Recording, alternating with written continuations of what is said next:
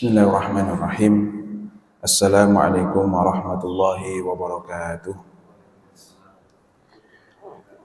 Alhamdulillah wassalatu wassalamu ala rasulillah wa la hawla wa la quwwata illa billah. Rabbi shrah li sadri wa yassir li amri wahlul 'uqdatam min lisani yafqahu qawli. Allahumma 'allimna ma yanfa'una wanfa'na bima 'allamtana warzuqna 'ilman nafi'a amin ya rabbal alamin. Hadratal mukarramin, para asatidz yang dirahmati Allah, para hadirin jamaah yang semoga senantiasa dalam lindungan Allah Subhanahu wa taala. Alhamdulillah, puji syukur kehadirat Allah atas segala kenikmatan yang telah Allah berikan kepada kita, sehingga pada kesempatan kali ini kita bisa berkumpul kembali, bermajlis kembali. Insyaallah akan melanjutkan kajian kita, pembacaan kitab Kifayatul Akhyar min Ghayatil Ikhtisar karya Imam Taqiyuddin Al-Hisni rahimahullah, yang mana pada kesempatan lalu kita sudah sampai kepada bab Nawaqidul Wudu, yaitu pembatal-pembatal wudu. Insyaallah kita akan masuk bab berikutnya, yaitu fi mujibatil ghusl, yaitu hal-hal yang mewajibkan seseorang untuk mandi. Tak lupa salawat serta salam mari kita sanjung sajikan ke junjungan kita Nabi Agung Muhammad sallallahu alaihi wasallam, dengan penuh harap semoga kita semuanya termasuk umat yang akan mendapatkan syafaatnya di yaumil qiyamah nanti. Amin ya rabbal alamin. Jamaah yang dirahmati Allah, pada kesempatan yang lalu kita telah membahas tentang perkara-perkara yang menjadikan seseorang itu berhadath kecil. Mungkin kita flashback sedikit kepada bahwasanya toharoh itu nanti dibagi menjadi dua. Satu dari hadath, satu dari najis. Jadi toharoh itu hanya ada dua, satu hadath, satu najis. Dan hadath itu pun nanti dibagi dua. Ada hadath kecil, ada hadath besar. Nah, hadas kecil penyebabnya, cara menghilangkannya sudah kita bahas, yaitu dengan wudu, dan juga penyebabnya itu ada 5 kemarin. Nah, ini siapa nih yang bisa menyebutkan 5 penyebab hadas kecil atau 5 pembatal wudu? Nah, jadi penyebab hadas kecil itu sama dengan pembatal wudu. Apa saja kemarin yang mazhab Syafi'i? Ayo Pak, kalau bisa pulang. Pertama adalah keluarnya sesuatu dari 2 jalan. Yang kedua adalah tidur tidak dalam posisi mutamakkin. Yang ketiga, hilangnya akal. Yang keempat, bersentuhan dengan lawan jenis yang bukan mahram, kulit ketemu kulit, dan cukup usia. Yang kelima apa nih Pak? Menyentuh kemaluan dengan telapak tangan bagian dalam. Jadi menyentuh kemaluan dengan bersentuhan kepada lawan jenis itu bahasa Arabnya pun beda. Kalau menyentuh kemaluan itu pakai masud dzakar, mim sin sin, masun. Maka masun itu harus dengan telapak tangan. Telapak tangan pun bagian dalam. Makanya kalau kesenggol kok telapak tangan bagian luar, atau mungkin dengan jempol kaki, atau mungkin dengan sikut, maka nggak masalah. Tetapi kalau sentuhan laki-laki dan perempuan itu pakai lam mim sin, lamsun. Yang mana lamsun itu tidak harus pakai telapak tangan bagian dalam, tapi seluruh tubuh ini memungkinkan untuk menjadi penyebab batalnya seseorang karena nyentuh lawan jenis. Dan di dalam lamsun, yang dipegang sama yang memegang sama-sama batal. Tapi kalau dalam masun, yang batal yang megang, yang dipegang malah nggak batal. Ya, misalnya kakek-kakek udah sepuh, butuh dirawat, ketika pipis ya dipipisin. Pipis dipipisin tuh gimana Pak? Pokoknya pipis dipipisin lah gitu ya, paham ya. Kemudian ketika cebok dicebokin. Nah, katakanlah dia pipis, kemudian setelah itu dia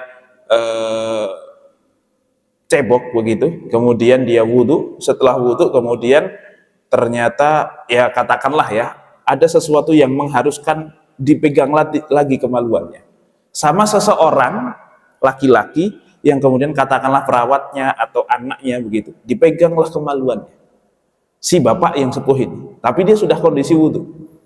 Batal nggak si bapak yang disentuh? Tidak. Tapi yang menyentuh batal. Berbeda dengan kalau sentuhan lawan jenis, suami sama istri iseng, istri bermadhab maliki yang kalau nyentuh nggak batal selama tidak pakai syahwat, sedangkan suaminya syafi'i yang kesentuh dikit saja langsung batal. Nah, istrinya kok langsung nyentuh istri dengan cara apapun, disentuh atau tersentuh atau menyentuh atau apapun itu, maka kalau lamsun itu semuanya batal, dua pihak yang batal. Nah, kurang lebih seperti itu. Jadi kalau masun itu yang batal satu pihak, kalau lamsun yang batal dua pihak. Itu terkait masalah 5 pembatal wudhu dalam madhab Asy-Syafi'i. Tetapi madhab yang lain banyak mengatakan bahwasanya ada pembatal-pembatal yang lain. Contohnya adalah misalnya makan daging unta itu Hambali batal. Kemudian bahkan sebagian madhab itu mengatakan ghibah itu membatalkan wudhu. Kenapa? Karena begini, Ibnu Mas'ud pernah mengatakan al-hadatsu hadatsan. Hadas itu ada 2. Satu hadatsul badan wa hadatsul lisan. Satu hadatnya badan, 2 hadatnya lisan. Kalau hadatnya badan maka dengan wudhu. Nah, sedangkan hadas lisan ini asyaddu min hadatsil badan. Hadas lisan jauh lebih buruk dibandingkan hadas badan. Kalau hadas badan efeknya apa sih? Orang kentut ya paling dirinya sendiri. Orang tidur ya dirinya sendiri, tidak ngefek kepada orang lain. Tapi kalau hadas lisan itu menyakiti orang lain. Maka dari itu Aisyah itu pernah agak bukan protes ya. Bahasanya begini. Kalian mau wudhu gara-gara hadas badan, tapi nggak mau wudhu gara-gara hadas lisan. Nah gitu. Padahal hadas lisan itu efeknya jauh lebih buruk. Orang bisa berantem, apalagi zaman sekarang ya. Ini saya yakin satu masjid pun ya mungkin ya entah beda entah sama lah ya pilihannya, tapi itu sering jadi masalah. Kita di medsos seperti apa, melihat betapa orang tuh berantem ketika debat itu bagaimana, ya memang mereka sih simpatisannya, mereka memang tim kemenangannya, jadi ya wajar lah mereka cari duit lah gitu ya, ibaratnya sampai debat itu ngotot sekali ya wajar. Tapi kita yang kalau sakit yang jenguk ya teman semasjid kita gitu. Tapi kalau berantem sama teman semasjid itu kayak seolah-olah ini antara benar dan salah. Seolah-olah ini kayak sedang membela Rasulullah. Kalau bela Rasulullah oke lah kayak gitu. Tapi yang dibela juga nggak tahu kalau dia dibela masalahnya kan. Jadi ya santai saja lah. Ya, yang jenguk kita tuh ya samping rumah kita, samping teman masjid kita dan seterusnya. Makanya santai saja. Tetapi mulut ini punya efek yang luar biasa sehingga menjadikan 2 orang bisa berantem, bahkan 2 kerajaan bisa perang, ya, suami istri bisa cerai itu gara-gara lisan. Ya. Makanya Ibnu Mas'ud mengatakan bahwa hadas lisan itu jauh lebih parah dibandingkan hadas badan. Makanya sebagian orang dengan hadis itu, dengan kemudian riwayat itu menyimpulkan bahwasanya orang yang berkata-kata kotor wajib mandi, wajib berwudu karena dianggap itu berhadas pula. Nah, itu salah satu pembatal dalam pendapat madhab yang lain, tetapi ini minoritas kan. Kemudian apalagi misalnya memakan sesuatu yang dibakar, itu membatalkan wudu menurut sebagian riwayat dari madhab Hambali. Kemudian yang berikutnya adalah keluarnya najis tapi bukan dari 2 kemaluan. Mimisan misalnya. Dalam madhab Syafi'i, mimisan tidak membatalkan wudhu. Oke, bahwa darah yang keluar itu najis, iya. Tetapi tidak membatalkan wudhu seseorang. Kenapa? Karena tidak melalui 2 kemaluan. Nah, dan seterusnya. Itu pembatal-pembatal yang kemudian tidak disepakati oleh para ulama. Baik, kita masuk kepada faslun fi mujibatil ghusli. Faslun di dalam hal-hal yang mewajibkan seseorang untuk al-ghuslu, yaitu mandi. Mandi itu apa? Mandi itu adalah jiryanul ma'i ala badanin biniyatin makhsusatin, yaitu mengalirkan air ke seluruh badan dengan niat dan juga syarat-syarat tertentu. Ya, jadi mengalirkan air ke seluruh tubuh itu sudah disebut sebagai mandi. Dan mandi itu yang disebut sebagai al-ghuslu itu tidak mewajibkan. Nah, gini, bahasa itu mengantarkan kepada pemahaman. Nah, kita kalau ngomong mandi junub itu istilahnya adalah keramas. Nah, keramas itu identik dengan pakai shampoo. Nah, kalau tidak pakai shampoo, sebagian orang sampai berasumsi berarti kalau nggak pakai shampoo tidak sah. Kenapa? Karena harus keramas. Paham nggak di sini? Nah, inilah bahasa itu seperti itu. Padahal ini salah yang kaprah. Ya, bahwasanya keramas itu memang harus membasahi kepala, itu betul. Tetapi apakah harus pakai sampo? Wong Rasulullah saja tidak pernah pakai sampo, gitu ya. Rasulullah itu mandi, Rasulullah itu wudhu dengan air 1 mud. Air 1 mud itu sekitar 700 ml. Dan mandi dengan air 1 sok atau 5 mud. 1 sok itu 4 mud. Jadi 4 sampai 5 mud. Berarti 700 ml kali 5 berapa itu? 3,5 liter. Itu mandi junub dengan sempurna. Artinya bukan yang penting sah, tapi sempurna. Sempurna itu maksudnya apa? Ya cuci tangan dulu, wudhu dulu, bersihkan kemaluan dulu, kemudian atasnya gini, kanan kiri, terakhir kaki dan seterusnya. Kenapa ya? Karena memang nggak pakai sabun. Kalau kita kan urusan pakai cuci muka saja nih, cuci muka pakai sabun itu sudah ngabisin berapa liter air, cuman cuci muka baru, belum yang lain-lain. Nah ini, jadi mandi itu adalah mengalirkan air dengan nama air, sebagaimana sudah kita pelajari air mutlak, ke seluruh tubuh dengan niat tertentu, itu namanya mandi. Sudah cukup disebut sebagai mandi yang kemudian kita sebut dengan keramas itu. Ya, nah ini karena sekali lagi ini urusan bahasa yang kadang memang menyesatkan, artinya melahirkan kesimpulan yang salah lagi. Sama kayak al-fitnatu asyaddu minal qatl. Fitnah itu lebih kejam daripada membunuh. Oh, daripada kita, kamu sudah menfitnah dia, bilang bahwa dia yang mencuri, padahal kan bukan dia yang mencuri, berarti kamu telah memfitnah dia. Lebih baik bunuh dia daripada cuma difitnah, kan gitu. Itu salah juga. Bukan fitnah yang kita maksud menuduh dia melakukan sesuatu yang tidak dia lakukan, yang lebih buruk daripada membunuh, itu bukan itu. Karena kalau kita ngefitnah orang ya dosa, cuman nggak sampai harus dikisos, Pak. Tapi kalau membunuh harus sampai dikisos. Nah, fitnah di sini adalah huru hara yang kita juga bingung nih, yang benar siapa, yang salah siapa, dan seterusnya.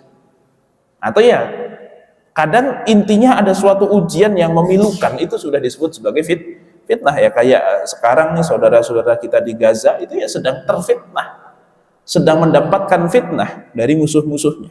Nah, kurang lebih seperti itu. Nah, maka mandi ini yang penting air mengalir. Kita akan bahas di masalah rukun. Tetapi sekarang kita akan bahas dari sisi ya, sesuatu yang mewajibkan mandi. Walladzi yujibul ghusla sittatu asya'a. Hal yang mewajibkan seseorang mandi itu ada 6 perkara. Salasatun tashtariku fiha ar-rijalu wan nisa. 3 hal terjadi kepada laki-laki dan perempuan, dan 3 hal lagi takhtassu bin nisa. 3 hal lagi hanya khusus untuk perempuan saja. Wahya, yang pertama adalah iltiqaul khitanaini, bertemunya 2 khitan. Ini bahasanya pakai khitan supaya tidak terlalu vulgar. Khitan itu apa maksudnya? 2 khitan di sini maksudnya adalah 2 kemaluan. Ustaz, tapi disebut kayaknya di situ 2 khitan. Yang khitan kan laki-laki, berarti ketemunya 2 kemaluan laki-laki dong kalau kayak gitu. Nah, apakah kewajiban khitan itu hanya untuk laki-laki? Di dalam mazhab Syafi'i, kewajiban khitan itu untuk laki-laki dan perempuan, dua-duanya wajib. Dan saya lihat di Betawi, Aceh, Sunda juga wajib, Ustaz ya? Sunda juga wajib ternyata. Padang itu wajib. Perempuan itu biasanya perempuan masih kecil dan nggak ada yang kayak dinaikin kuda gitu, itu nggak ada itu ya. Kalau cowok kan agak lebih ramai, tapi kalau perempuan biasanya baru lahir langsung disunat. Walaupun saya juga agak sedikit nggak tahu nih teknis disunat itu yang mana yang disunat itu juga kurang paham. Tetapi perempuan juga wajib disunat dalam pandangan madhab Asy-Syafi'i. Sedangkan untuk madhab yang lain, ya 3 madhab yang lain, khitan itu wajib untuk laki-laki tapi sunnah untuk perempuan. Itu dalam pandangan madhab yang lain. Tetapi kalau madhab Syafi'i, dua-duanya wajib. Nah, ini makanya kapan? Tapi masalahnya sekarang WHO sudah melarang ya Pak ya.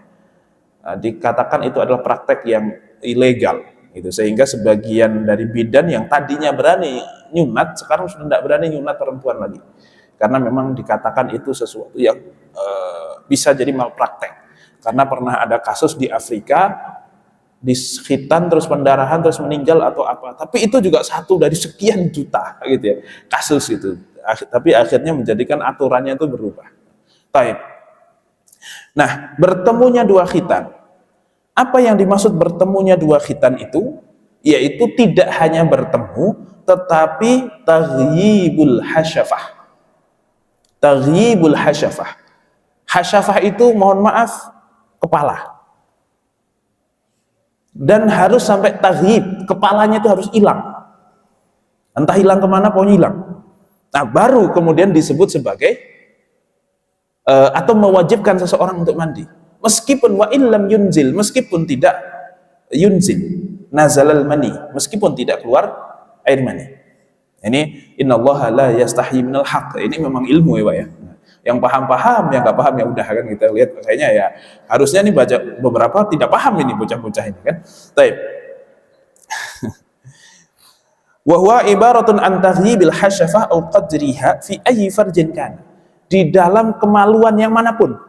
Nah, ini halal ataupun haram. Sawa'un ghiba fi qubul imra'atin au bahimatin au duburiha.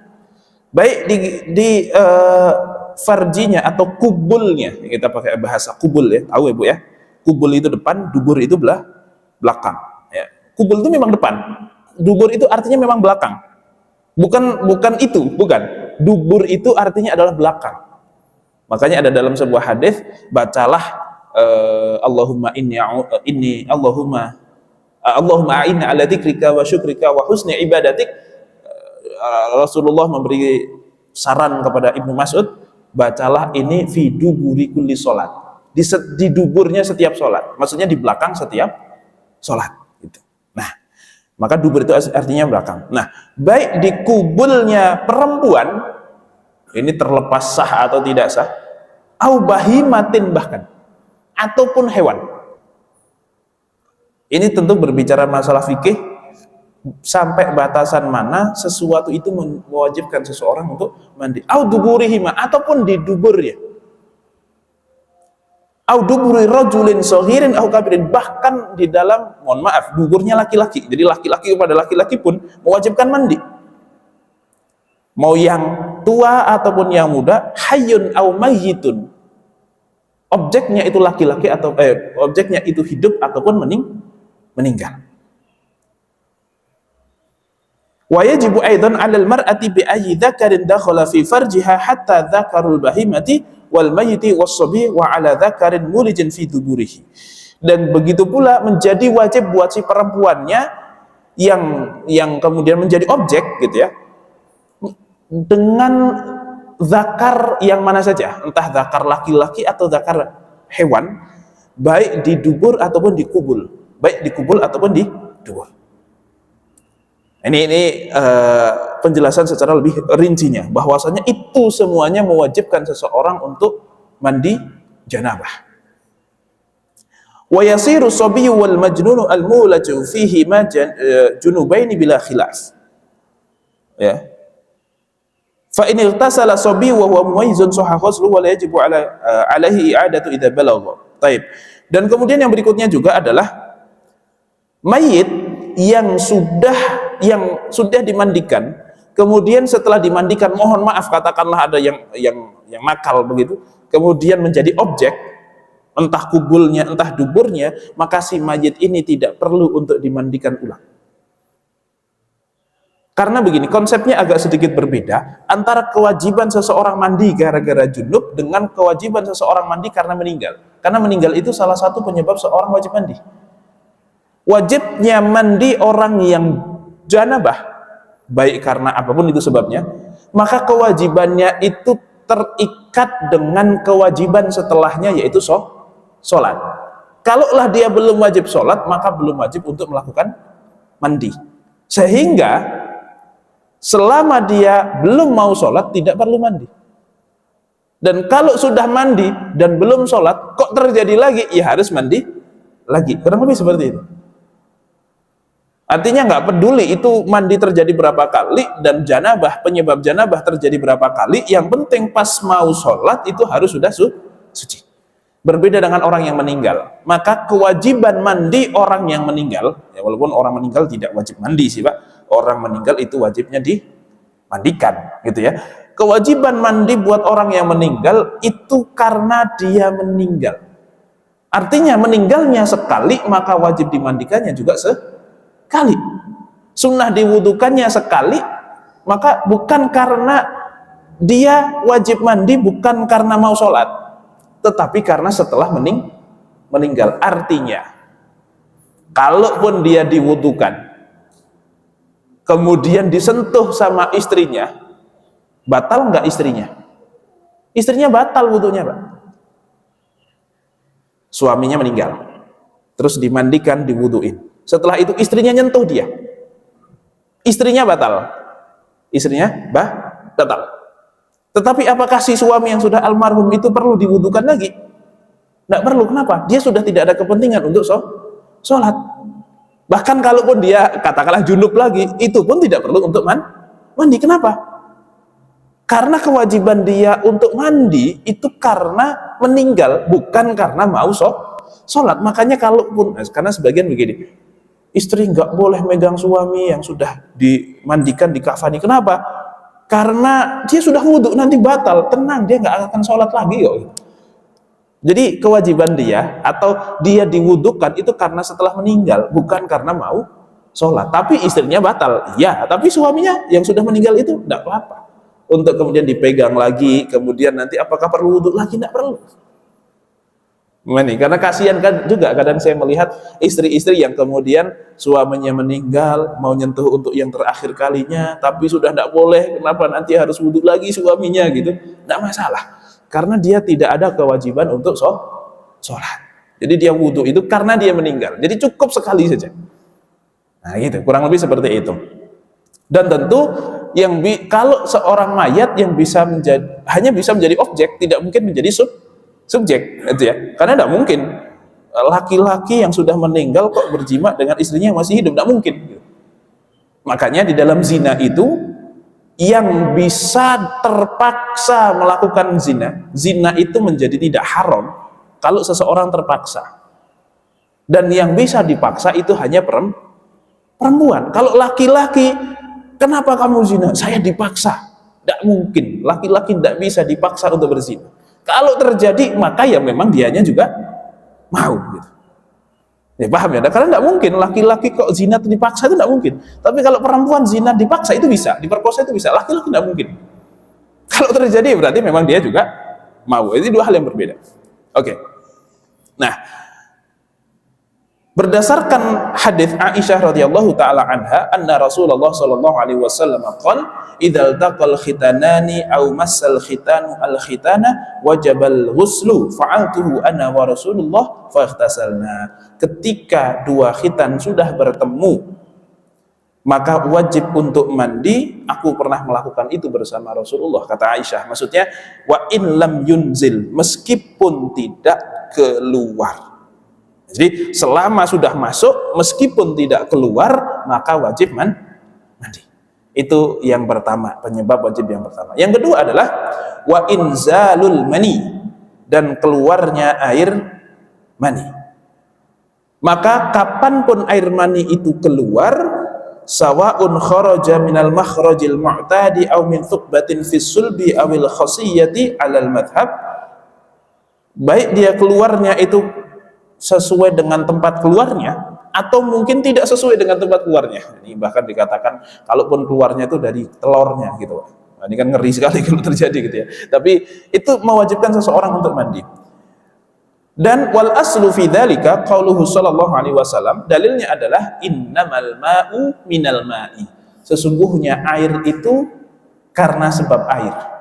Jadi hadis Pak bunyinya sesungguhnya air itu karena sebab air. Nah, coba gimana itu? Maksudnya air itu karena sebab air. Gimana itu? Ya, air mandi itu menjadi wajib karena sebab adanya air mani yang keluar. Ini seolah-olah menjadi hadis yang umum, bahwasanya kalau tidak ada air mani yang keluar, maka tidak ada kewajiban untuk mandi. Nah, tetapi nanti dikhususkan kecuali sudah terjadi jima meskipun tidak keluar air mani. Tapi kalau di luar jima, maka yang penting keluar air mani sudah mewajibkan seseorang untuk mandi. Wasawa'un kharaja fil yaqdati aw naumi. Baik dia keluarnya itu dalam kondisi bangun ataupun tidur. Wasawa'un kana bisyahwatin aw ghairiha li itlaqil khabar. Thumma lil maniyyi thalathatu khawasin yatamayyazu biha 'anil madhi wal wadi. Kemudian mani itu memiliki 3 ciri-ciri khusus yang berbeda dengan madhi dan juga wadi. Ahaduha, yang pertama, lahu raihatun ka raihatil ajin. Dia memiliki bau seperti bau adonan jika basah. Wa idza jaffa asbahat raihatal bildi. Kalau kering seperti aroma telur. Nah, pertama dari aromanya bisa kita bedakan. Yang kedua, at-tadaffuqu bid-dafa'atin. Dia itu mohon maaf memancar. Keluarnya itu memancar sebagaimana firman Allah, min ma'in dafiqin yakhruju min gimana? Was-sama'i wat-tariq wa ma adraka ma tariq an-najmu tsaqil. Kejauhan dari situ. Khuliqal insanu mimma indafiq yakhruju min baini sulbi wat tara'ib. Nah, jadi manusia itu diciptakan dari air yang dafiq. Dafiq itu artinya memancar. Maka salah satu ciri mani adalah memancar, walaupun belum tentu, tidak harus. Bahkan di sini disebutkan bahwasanya memancar itu khusus untuk laki-laki, kalau perempuan tidak mesti atau kebanyakannya tidak. Oke. Karena nanti air mani ini juga terjadi kepada perempuan. Rasulullah pernah ditanya oleh seorang sahabiyah, "Ya Rasulullah, a'alaina ghuslun idah talamat?" Ketika seorang perempuan itu mimpi, apakah wajib untuk mandi? Kata Rasulullah, "Na'am idza ra'atil ma." Iya, kalau kamu melihat air. Artinya kalau ada air mani yang keluar, maka wajib mandi. Tapi kalau cuman mimpi, misalnya mimpi berkumpul begitu, tetapi tidak melihat ada air, tidak perlu untuk mandi. Taib. Itu yang kedua, keluarnya memancar biasanya. Yang ketiga adalah at-taladzudzu bi khurujihi wasti'qabihi bi futuri dzakari wa inkisari syahwah. Yaitu at-taladzudz bi khurujihi. At-taladzudz. Nah, at-taladzudz itu bahasa Arab. Yang kalau di bahasa Indonesia sudah diserap menjadi lezat. At-taladzudz itu al-ladzidz. Ladzidz itu artinya lezat. Nah, taladzudz bi khurujihi, keluarnya itu menimbulkan rasa taladzudz. Yang tidak usah terlalu diinikan lah. Yang paham berarti memang sudah butuh, yang belum paham ya memang belum butuh, itu aja. Wastiqabi futuri adz-dzakar. Kemudian yang berikutnya adalah dibarengi atau bukan dibarengi, setelahnya menjadikan kemaluan itu jadi futur itu apa? Futur itu futur ya. Kalau kita lagi semangat itu semangat, kalau lagi nggak semangat itu namanya futur. Nah, itu lah kurang lebih seperti itu. Wan kisari syahwat, kemudian pecahnya syahwat atau selesai hancurnya syahwat. Jadi syahwat kalau lagi memuncak seperti itu, nah itu langsung pecah. Ya sudah selesai, jadi lebih tenang lagi dan seterusnya. Itu adalah 3 ciri-ciri air mani, yang mana salah satu saja itu terjadi maka menjadikan seseorang wajib untuk mandi. Bisa jadi tidak secara memancar, tapi kalau itu mani ya tetap wajib mandi. Bahkan begini, seseorang berjima, setelah itu dia mandi, setelah mandi selesai ternyata masih ada sisa-sisa yang keluar dan itu mani. Mungkin tidak pakai syahwat, tapi kan kadang keluar gitu. Maka mewajibkan seseorang untuk mandi, karena itu adalah air mani yang keluar setelah seseorang mandi. Meskipun tidak ada syahwatnya, meskipun kemudian tidak tadafuk, tidak memancar, tetapi secara ciri-ciri air itu adalah air mani. Nah, tetapi disyaratkan air mani yang keluar itu adalah air mani sendiri, bukan air mani pasangannya. Nah, karena untuk perempuan sangat memungkinkan seseorang kemudian mandi, setelah mandi selesai keluar lagi sesuatu yang mana itu katakanlah itu adalah milik suaminya. Maka ketika seperti ini terjadi, tidak mewajibkan seseorang mandi, tapi itu mewajibkan seseorang untuk wudhu, karena keluarnya sesuatu dari dalam ke luar, cuman tidak termasuk air mani. Paham ya sampai di sini? Dan itu najis, terkontaminasi dengan najis. Meskipun nanti dalam mazhab Syafi'i air mani itu tidak najis.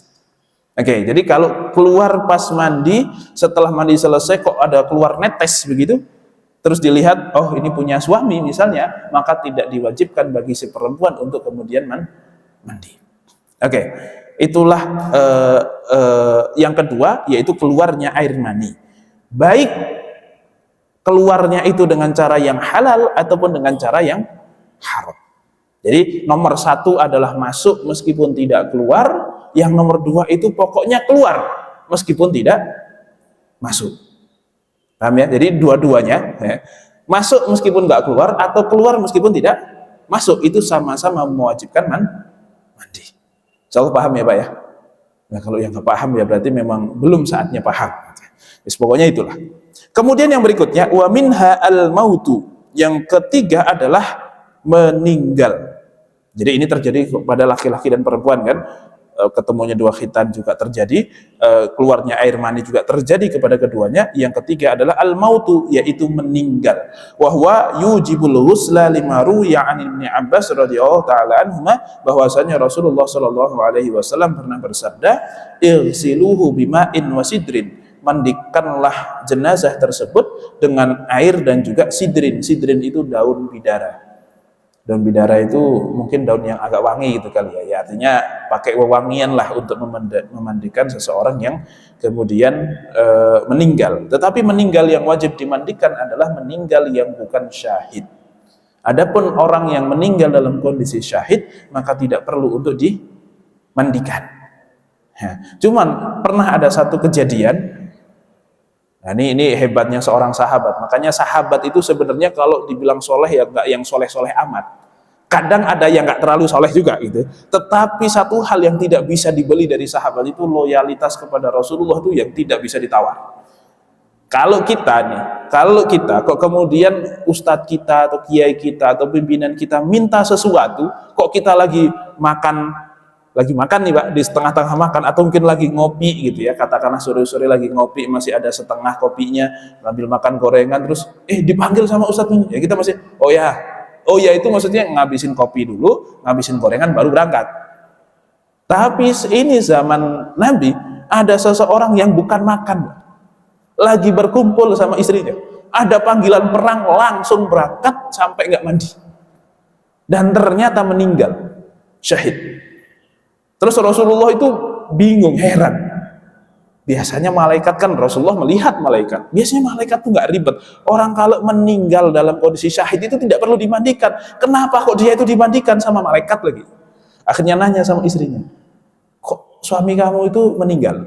Ya nggak tahu cara menyampaikannya, tapi intinya suami kamu itu meninggal. Tapi saya melihat malaikat tuh ribet banget sampai harus mandiin, itu kenapa? Oh iya Rasul, pada saat engkau mengumandangkan perang, itu kita sedang melakukan hubungan. Begitu dengar langsung lari.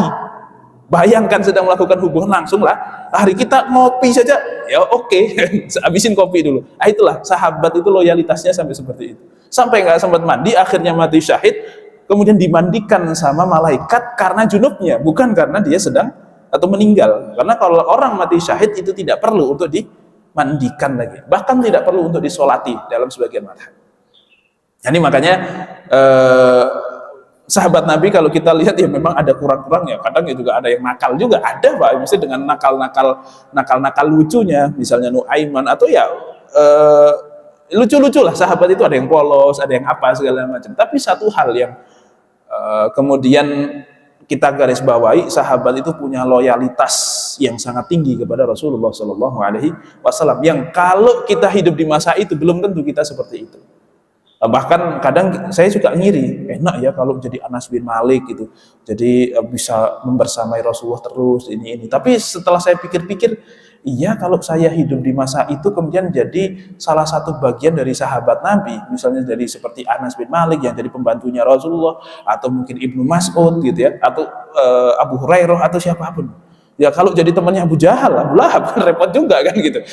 Kok kayaknya lebih, kalau sekarang ada model seperti Nabi yang menjadikan kita harus kehilangan semuanya, ya harta, ya keluarga, ya bahkan ada seorang sahabat itu sama ibunya dibilang begini, "Le, kalau kamu tetap Islam, ibu stop nggak makan."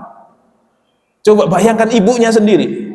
Ya mungkin kalau istri meninggalkan, cari lagi gampang. Kalau ibu gimana coba? Seorang laki-laki diancam ibunya, kalau kamu tetap Islam saya akan mogok makan. Wah ini kan berat sekali.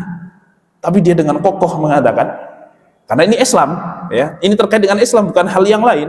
Dia mengatakan, "Bu, kalaupun ibu punya nyawa 10 terus melakukan hal itu, saya tetap tidak akan berubah dari Islam saya."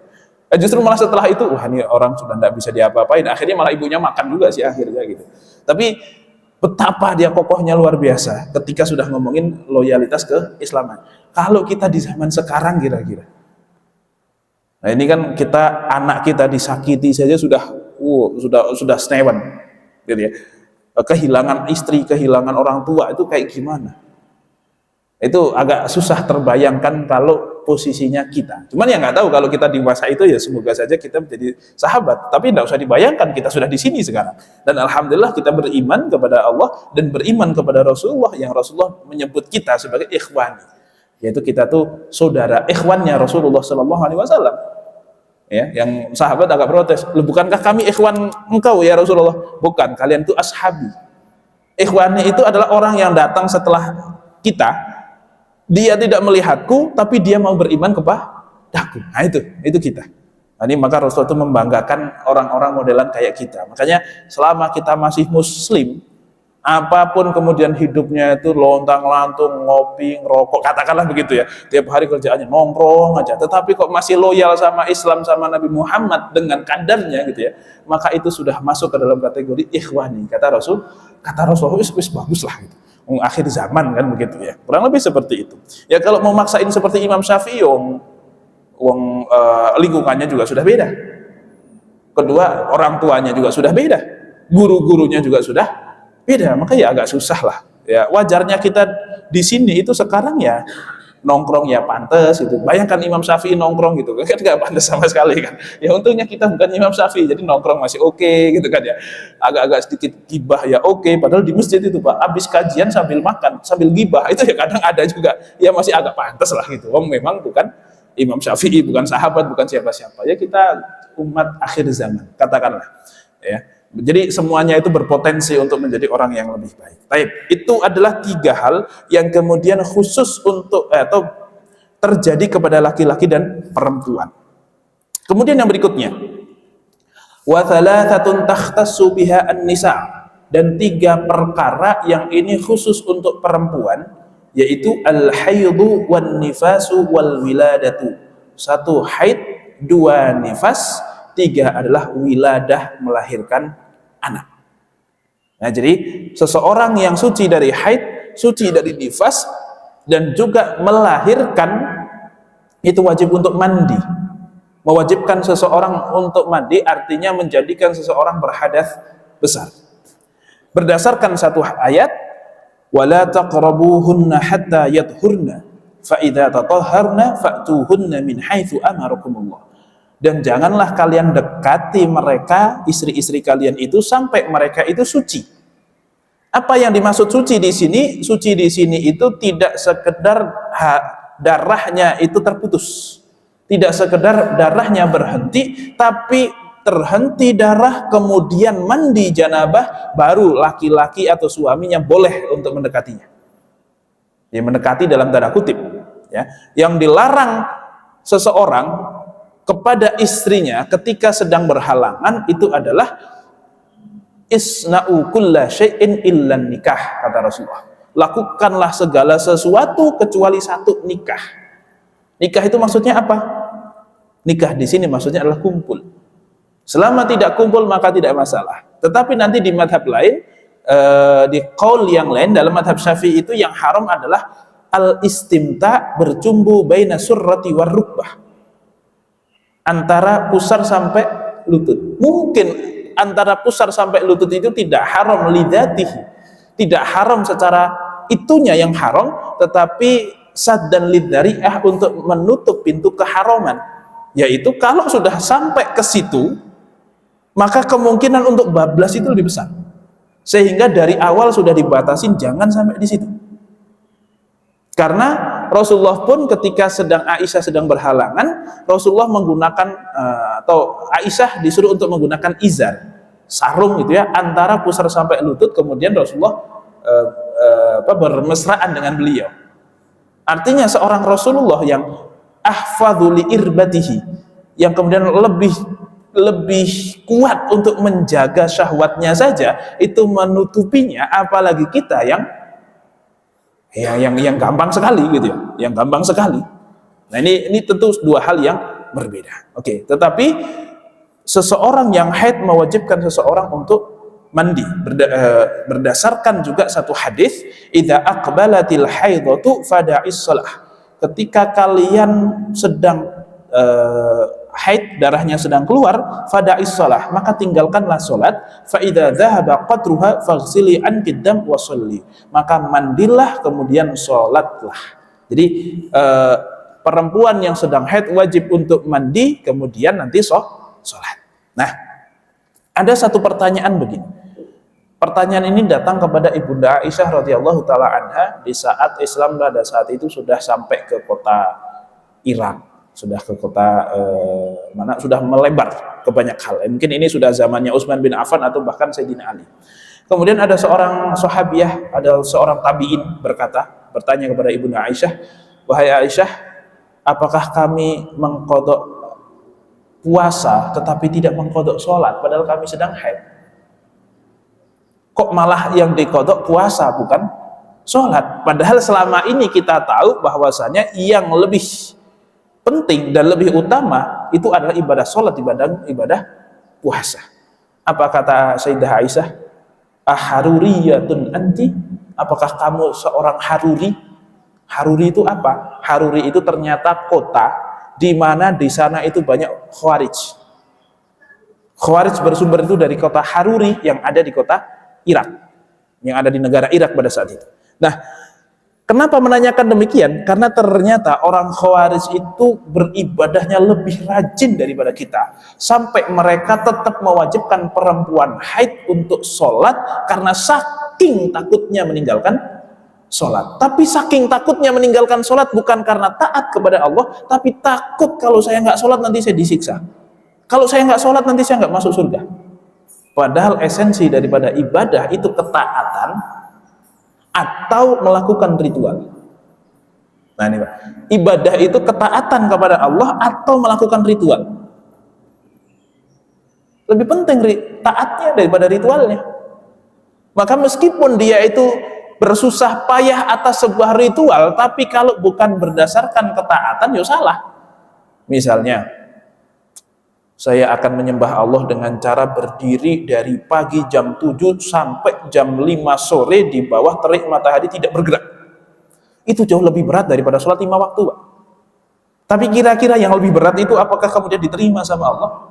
Tidak. Kenapa? Karena tidak berdasarkan ketaatan. Maka seorang perempuan, nah nih, jadi ibadah jangan pakai hawa nafsu, tapi pakai ketaatan. Seorang perempuan ketika haid ibadahnya adalah dengan meninggalkan sholat.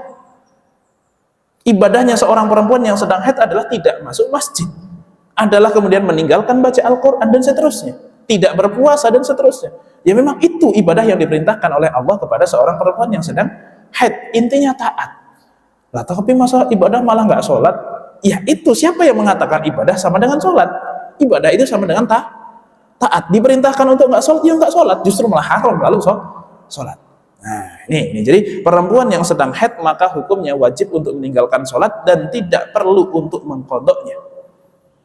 Kenapa? Karena itu perintah Nabi, itu aturan dari Rasulullah Shallallahu Alaihi Wasallam. Sedangkan untuk puasa, maka perempuan yang haid masih wajib untuk mengqadha puasanya. Makanya orang yang haid itu tidak wajib sholat tapi masih wajib puasa, meskipun kewajiban puasa harus di hari yang lainnya. Nah, kemudian yang berikutnya, masalah haid ini agak susah karena memang berhentinya haid itu tidak bisa ditandai dengan sesuatu yang presisi.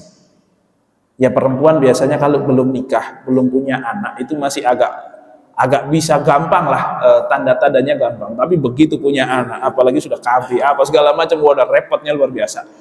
Ya, ini maka perlu sekali buat suami-suami itu mempelajari fikih haid. Kenapa? Karena istri-istri itu pada haid, anak-anak juga haid, sehingga sangat mungkin seorang perempuan tidak keluar darah padahal itu haid. Atau sebaliknya, seorang perempuan keluar darah tapi bukan haid. Nah ini harus tahu betul nih, mana yang darah haid, mana yang darah bukan haid, mana yang tidak keluar darah tapi haid, mana yang tidak keluar darah dan bukan haid. Itu harus bisa terdeteksi dengan betul, karena ini juga menyangkut kewajiban suami. Suami itu tidak boleh menceraikan istri dalam kondisi haid. Yang kalau istri diceraikan dalam kondisi haid maka disebut sebagai talak bid'ah, sah tapi haram. Sah tapi haram. Makanya kalau lagi kesel sama istri, nah ini makanya itu mungkin salah satu hikmah juga ya, kenapa perempuan kalau sedang haid itu suka nggak jelas gitu ya, mood swing gitu ya. Nah suami tapi tenang, aman. Kenapa? Karena suami tidak boleh menceraikan istri dalam kondisi itu gitu. Yang mana kalau nanti haidnya sudah selesai, udah aman lagi dia. Oh ternyata pas lagi haid aja dia kayak begitu gitu. Nah, nih. Jadi suami harus benar-benar sabar. Kamu lagi haid nggak? Ya lagi haid. Nah itu suami akhirnya meskipun kesel nahan, tidak mau mentalak istrinya. Ini kalau suami yang ngerti ini harus seperti ini. Ngapain nanya-nanya haid mas kan gitu ya? Enggak, nanya aja kapan selesai gitu ya. Nah ini kalau nadanya agak ngebentak begitu berarti ini ada sesuatu. Karena kalau setelah selesai haid itu seseorang laki-laki baru boleh untuk menjatuhkan talak. Meskipun tidak boleh dijatuhkan talak ketika haid itu, tapi kalaupun jatuh di situ ya tetap sah. Cuman laki-lakinya itu dosa. Oke, kemudian yang berikutnya ya masalah sholat, itu penting sekali karena haid itu, perempuan haid haram sholat, perempuan tidak haid wajib sholat. Nah ini kan berat sekali, dan apa saja nanti yang harus dilakukan dan seterusnya. Dan ada satu tantangan lagi sebenarnya, ketika perempuan haid kemudian berhenti. Kalau perempuan itu kok di rumah, nggak kerja, nggak ngapa-ngapain, nggak kemana-mana, begitu ya, cuman ngurus anak dan seterusnya, walaupun bukan cuman, tetapi maksudnya kan kalau ngurus anak itu di rumah, sehingga kalaupun dia harus berhenti haid jam 10 siang, itu dia bisa mandi, dengan mudah dia mandi. Yang agak susah kalau perempuan itu kerja, wanita karir, kemudian berhenti haid di jam 10 siang. Sholat zuhurnya wajib atau tidak? Nah gini, perempuan yang sudah berhenti haid atau berhentinya haid dari seorang perempuan itu membuat seseorang wajib untuk melaksanakan sholat. Mulai kapan? Apakah mulai ketika dia mandi junub atau ketika darahnya sudah berhenti? Kapan perempuan yang sedang haid kemudian wajib untuk melakukan sholat kembali? Apakah ketika darah itu berhenti atau ketika dia sudah mandi junub? Ayo Pak. Ketika sudah mandi atau ketika darah itu berhenti, yang menjadikan seseorang itu wajib sholat lagi? Ketika mandi atau ketika ini ibu-ibu? Ketika mandi atau ketika berhenti darahnya? Ketika berhenti. Ketika berhenti, betul. Ketika berhenti maka pada saat itu sudah wajib sholat. Bahwasanya dia harus mandi, ya itu dia harus lakukan karena dia punya kewajiban sholat. Nah, makanya yang agak repot Bu, wanita karir lagi di kantor jam 10 siang berhenti haid, asar sama zuhurnya gimana ini? Ini masih menjadi pertanyaan dan saya pun susah untuk menjawabnya. Ya mandi harus Makanya kalau sudah akhir-akhir masa haid, biasanya perempuan tahu lah ya, ini kayaknya hari terakhir, gitu kan ya. Ya, kalaupun harus bekerja, ya bawalah itu minimal peralatan mandi minimalis, gitu ya. Tidak harus pakai keramas, tidak harus pakai sabun, tapi handuk bawa lah gitu. Handuk bawa, hair dryer bawa. Supaya kalaupun di kantor mandi sacet-sacet yang penting sah, kemudian di hair dryer sebentar gitu dan seterusnya, dan itu wajib dilakukan. Kalau memang terpaksa tidak bisa bagaimana? Katakanlah benar-benar tidak bisa. Misalnya katakanlah dia di perjalanan, di pesawat apa segala macam, tidak mungkin mandi. Ya, maka kalau sudah kondisi seperti itu, sholat lihurmatil wakti. Ya kalau bisa tayamum, tayamum. Tapi kalau tidak, sholat lihurmatil wakti. Sholatlah dengan kondisi apa adanya, yang penting absen dulu karena sudah mulai wajib. Nah, karena sebagian perempuan itu nakal juga, ya nggak tahu itu karena tidak tahunya si istri atau ditambah bodohnya suami juga, gitu ya. Yaitu kalau perempuan berhenti haid, misalnya berhenti jam 10 malam, udah menjelang tidur, pipis menjelang tidur ternyata udah berhenti, tapi ya udahlah mandinya besok aja sekalian. Akhirnya dia sholatnya cuma subuh doang. Isya-nya tidak dia lakukan karena merasa ya udah mandinya besok saja, terus mulai sholatnya setelah mandi, itu salah. Dia sudah wajib melakukan sholat, ya isya itu, karena dia sudah berhenti di waktu isya masih ada. Jadi bukan seenak jidat dia, karena kalau dia baru wajib untuk sholat setelah dia mandi, ya sudah nggak usah mandi sampai 3 hari, nggak usah mandi, berarti nggak usah sholat sampai 3 hari, kan salah. Bahwa dia sudah wajib, iya, bahwa karena begitu berhenti darah dia sudah wajib, tetapi bahwasanya belum sah kecuali mandi dulu, iya, itu adalah syarat yang harus kita penuhi. Sebagaimana seseorang yang kemudian berhadas kecil, sudah masuk waktu subuh, kita dalam kondisi mukallaf, ya wajib, tapi saya belum wudhu, ya wajib wudhu, silahkan. Bukan karena kemudian belum wudhu jadi belum wajib, karena suci dari hadas itu adalah syarat sah sholat, sedangkan suci dari haid itu syarat wajib sholat. Jadi syarat wajibnya itu cuma suci dari haid, tidak harus bersih dari hadas. Meskipun sedang berhadas, tapi sudah tidak haid, ya sudah wajib untuk sholat. Dan ini agak-agak, saya juga kurang tahu bagaimana solusinya buat perempuan yang sedang bekerja itu, ketika kemudian berhenti haid, ya mandi. Cuman teknis mandinya, itu saya kebetulan juga tidak pernah mengalami, gitu ya. Kok junub dalam kondisi sedang kerja itu kan gimana? Kalau perempuan itu sangat memungkinkan. Nah, ini maka agak sedikit tantangan buat perempuan yang wanita karir.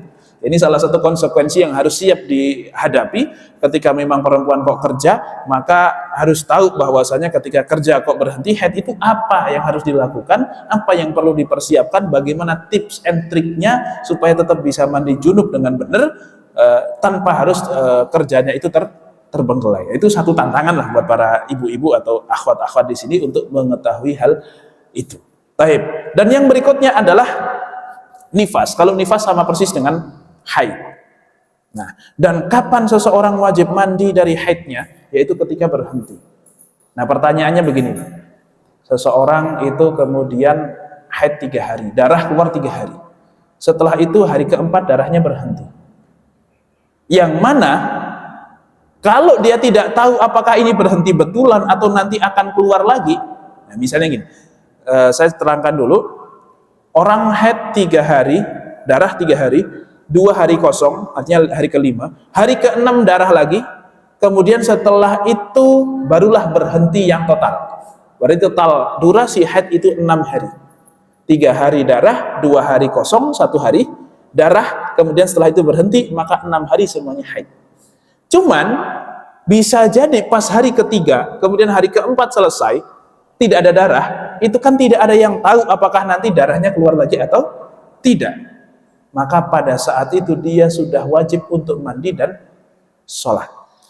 Meskipun ternyata setelah sholat, kemudian mandi, sholat, katakanlah ya pas Ramadan puasa juga dia, kok ternyata hari ke-6 keluar darah lagi, lah berarti sholat yang kemarin nggak sah.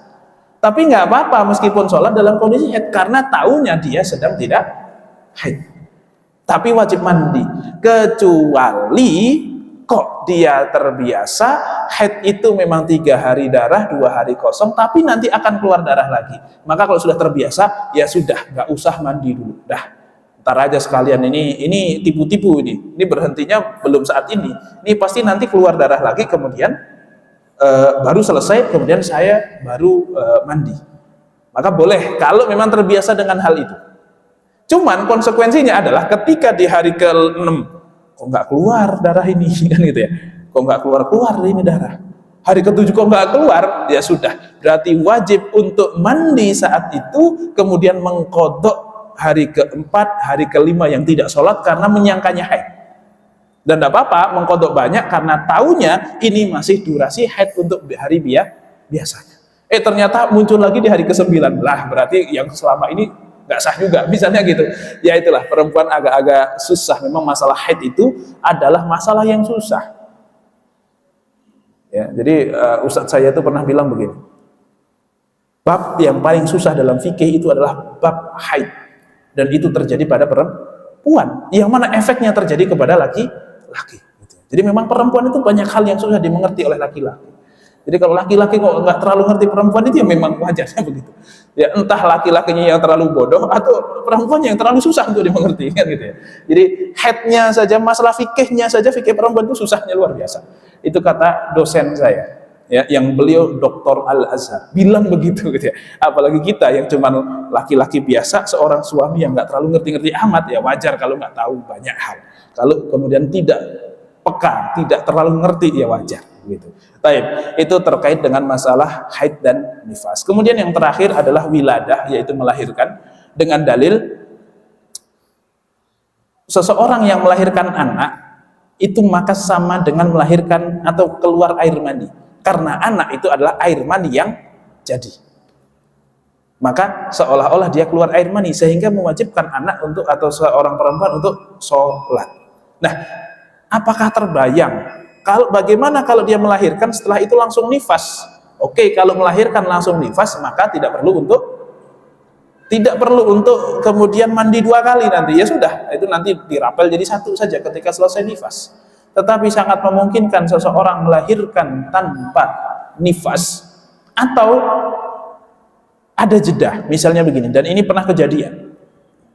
Saya juga kepikiran contoh ini karena ternyata ada satu kasus pertanyaan dari ibu-ibu. Ibu-ibu itu sedang hamil anak kembar. Sedang hamil anak kembar, kemudian ketika hamil anak kembar itu di bulan ke-6, ke-5 atau ke-6, salah satu anaknya lahir dalam kondisi meninggal. Kemudian ya mungkin ada keluar pendarahan dikit-dikit gitu ya. Maka dia belum berstatus nifas, karena nifas itu hanya akan keluar setelah rahim kosong daripada janin. Artinya ini kan masih ada janin satunya lagi, sehingga dia hanya melahirkan tetapi tidak nifas. Maka gara-gara melahirkan itu dia wajib untuk mandi dan wajib melaksanakan sholat setelahnya. Nah, ini salah satu contoh melahirkan tapi tidak nifas. Kenapa? Karena masih ada janin di dalamnya. Maka demikian juga misalnya ada seorang yang melahirkan anak kembar, anak pertama lahir jam 10 siang, anak kedua lahir ba'da isya. Maka zuhur, asar, maghrib, isya masih wajib dilakukan.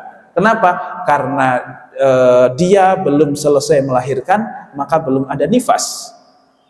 Nah, tetapi karena dia jam 10 sudah melahirkan, maka dia berstatus janabah, junub. Maka wajib mandi untuk melaksanakan waktu sholat zuhur, asar, maghrib, isya, kalau memungkinkan. Tapi seorang perempuan, apalagi bukaan 10 menunggu kelahiran berikutnya, bukaan 7 saja, wah luar biasa. Suami itu ngasih nasihat salah, nggak ngasih nasihat salah, kan gitu ya. Terus pokoknya pegangin aja, siap-siap kalau diapain aja sama istri itu siap aja gitu. Pokoknya temenin aja, istri bilang iyain aja gitu. Kita bahkan mengiyakan semua yang dikatakan itu salah juga gitu. Ya, itu jadi memang kondisinya luar biasa, kayaknya sakitnya luar biasa kayaknya. Karena saya juga pas menemani istri itu, saya baru sekali melihat istri teriak yang begitu itu, baru sekali itu. Kok ternyata kamu pas lagi teriak kencang juga, emang sampai segitunya ya? Wah, itu luar biasa. Ketika untuk melahirkan pertama katanya pas pembukaan 2, oh ternyata kayak gini sakitnya, melahirkan luar biasa. Baru pembukaan 2 ternyata. Yang mana pas pembukaan 2 itu dia sudah langsung ke bidan. Ternyata sama bidan dicek baru pembukaan 2. Pulang aja dulu, nanti balik lagi ke sini 5 jam lagi gitu. Kirain itu sudah ujung sakitnya, paling sakit itu pas pembukaan 2 itu. Ternyata baru pembukaan 2. Pembukaan ketiga jauh lebih sakit lagi, keempat jauh lebih sakit. Dia menyangka bahwa ini adalah ujung dari rasa sakit itu, ternyata belum, masih ada ujung lagi sampai melahirkan. Oh ternyata kayak gitu, melahirkan itu sungguh luar biasa sakit gitu ya. Nah, makanya kenapa kok cinta ibu kepada anak itu rata-rata tidak bisa dibatasi gitu ya, karena memang untuk melahirkannya saja juga sungguh luar biasa sulit ya. Makanya ya itulah cinta ibu kepada seorang anak, dan biasanya seorang ibu yang baru melahirkan anak pertama kali itu langsung teringat dosa-dosanya kepada ibunya. Itu biasanya gitu. Oh ternyata dulu ibu melahirkan saya itu kayak gini gitu. Kok saya agak kurang ajar sama ibu saya. Baru dia teringat dan meminta maaf biasanya setelah itu. Dan ya itulah yang disebut sebagai wiladah. Wiladah itu menyebabkan seseorang menjadi wajib untuk mandi meskipun tidak nifas, dan memungkinkan seseorang itu kemudian melahirkan tanpa nifas terlebih dahulu. Karena sangat memungkinkan begini, lahir jam 10 siang tidak keluar darah, artinya tidak nifas, kecuali nanti jam 10 malam baru ada darah nifas, maka zuhur, asar, maghrib, isya wajib dia kerjakan. Nah, masalah dikerjakannya saat itu juga dengan mandi dulu atau bagaimana, itu teknis. Tetapi yang jelas 4 hal itu wajib dikerjakan. Entah saat itu atau nanti setelah nifas selesai baru dikerjakan. Monggo, tapi 4 hal itu harus dilakukan. Oke, semoga bisa difahami. Dan ini adalah 6 hal yang mewajibkan seseorang untuk mandi. Saya kira kita cukupkan materinya pada kesempatan pagi hari ini. Dan mungkin sebelum kita akhiri, jika ada 1 atau 2 pertanyaan yang mungkin ingin disampaikan, tafadhol. Jika ada, kalau tidak masalah. Ada mungkin dari jamaah yang ingin disampaikan? Cukup ya? Insya Allah sudah jelas ya. Yang jelas-jelas, yang nggak jelas, yang nggak harus diperjelas, nanti suatu saat akan jelas dengan sendirinya insya Allah ya. Dan kita akhiri kajian kita ini dengan membaca doa kafaratul majlis. Subhanakallahumma wa bihamdika asyhadu an la ilaha illa anta astaghfiruka wa atubu ilaik. Kurang lebihnya mohon maaf. Billahi taufiq wal hidayah. Wassalamualaikum warahmatullahi wabarakatuh.